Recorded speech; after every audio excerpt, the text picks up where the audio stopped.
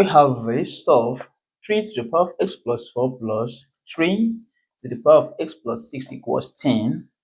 We have to find the value of x that will satisfy this equation.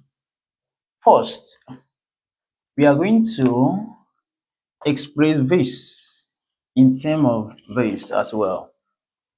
Therefore, we have this 3 to the power of x plus 4 plus 3 to the power of x plus 4 plus 2. This is just the same thing like this.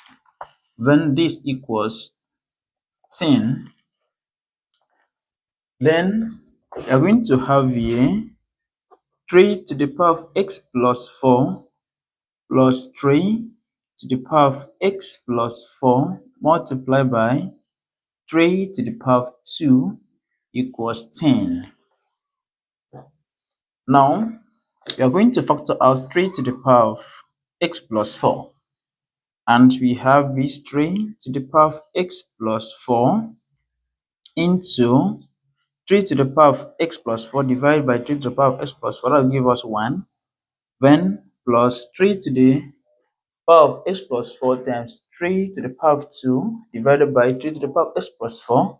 That will give us 3 to the power of 2 equals 10. We are going to simplify inside the brackets when we have here 3 to the power of x plus 4 into 1 plus 3 square.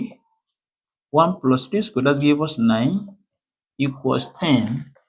Then here we have 3 to the power of x plus 4. 1 plus 9, that gives us 10 equals 10. Then now we are going to divide both sides of the equation through by 10. And we are going to have here 3 to the power of x plus 4 equals 10 divided by 10. Then 3 to the power of x plus 4 equals 1. Then recall that if we have a to the power of 0 that's equivalent to 1, then as such we are going to have here 3 to the power of x plus 4 equals 3 to the power of 0. Now, since the bases are the same, we equate the powers, and we have here x plus 4 equals 0. Then we are going to conduct like terms, and we have here x equals minus 4. And this is the value of x that will satisfy this equation right here.